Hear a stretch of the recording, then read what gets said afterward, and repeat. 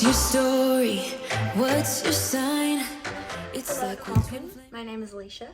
If the room looks a little unfinished, that's because it is. We're still getting the kitchen redone, and let's just say it has been a nightmare. Hasn't been the best week. I was told I was a close contact yesterday, but we're gonna make it better by cooking. Today we're gonna try out this recipe I found online. It is by Vegan Eat Learn or something, Learn Eat Vegan. I liked the recipe, so we're gonna try it. It looks really simple, very whole foods, very healthy, and I'm super excited. They're called Larabars. I believe it may be like a spin-off of a company that like makes them, but I've never heard of Larabars before. So enough of me rambling, let's get into the baking and make some vegan Larabars. This first part's going to require a little bit of pre-planning, so you want to soak your dates in boiling hot water for about 30 minutes. I'm going to be making two types of bars today. We're going to be making some cookie dough bars and some carrot cake bars. You're going to want to put 2 half cups of dates, half cup per recipe. I'll link both recipes separately in the instructions, but I'm going to try and soak the dates together. So I'm going to add in my 2 half cups of dates and cover them in boiling hot water. After soaking and draining your dates, you're going to want to add all your ingredients to a mixer. Unless you're doing the cookie dough ones, then you're going to want to withhold the chocolate chips. So half a cup of soaked dates, half a cup of oats, 1/4 teaspoon of salt, and half a teaspoon of vanilla. Then we're going to blend it.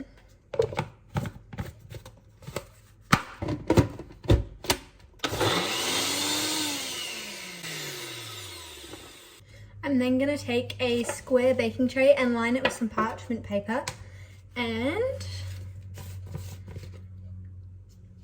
try to tip out the contents of this. Now I'm not going to lie, it was ridiculously hard to blend it. I don't recommend a NutriBullet. If you have a high speed blender, that will definitely be a better option. Yeah. I'm also going to add in my chocolate chips now and give that a quick mix through. Just a 1/4 cup.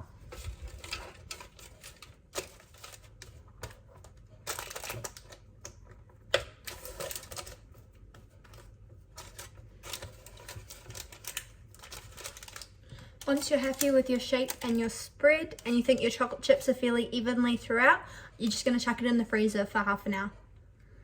And now for the carrot cake one. I've got another half a cup of dates,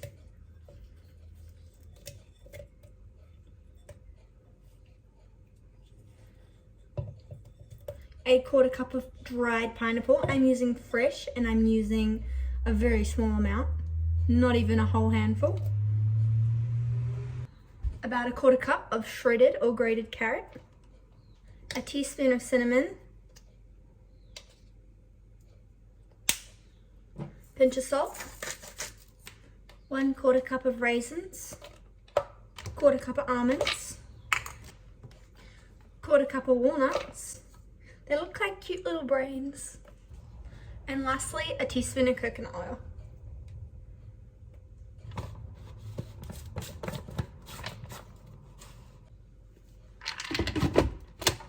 Another line tray, and in we go.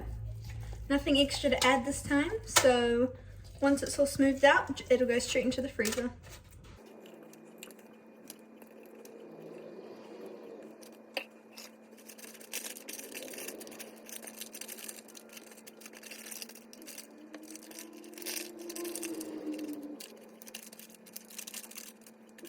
And we're ready to freeze.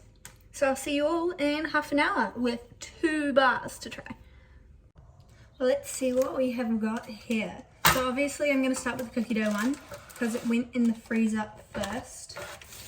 And it's looking pretty good. I think I made it a bit thin, but we're going to get 6 bars out of this. So a third.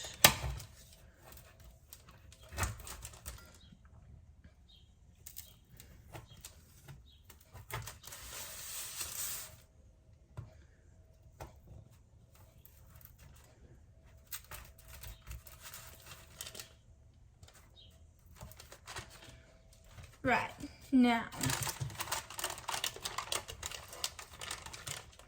first thoughts is it's very, very flimsy and obviously very thin. I probably should have made them a bit thicker. There's a lot of chocolate chips, which I'm a big fan of. We'll just try a little bit. Okay, these are really good. You can definitely taste that it's date. But overall, as long as you like dates, these are really good.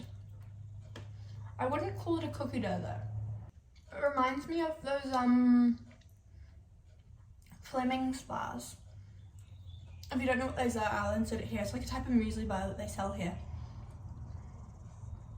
Pretty good. Round 2, the carrot cake. Oh, this one's very soft.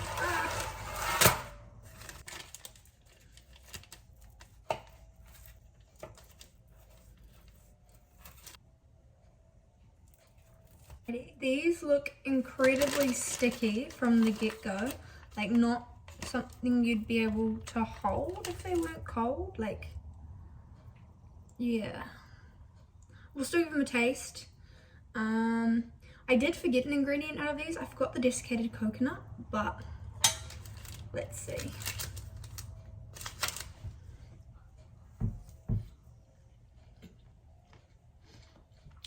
I'd definitely say it tastes like carrot cake, and I like the texture, but it's just too soft. Like, my fingers are all dirty now, and you wouldn't be able to put it in like a lunchbox or a packaging bag or something.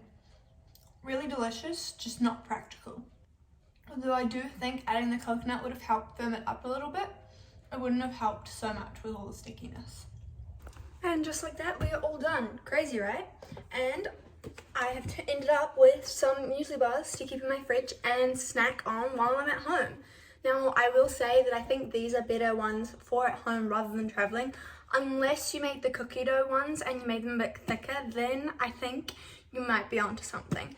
But that is all I have for you today, so I hope you have enjoyed, and thank you so much for watching. Please consider subscribing and hitting that bell notification and like button, because any engagement with the channel helps so much. I'm still pretty new around here and just getting used to it.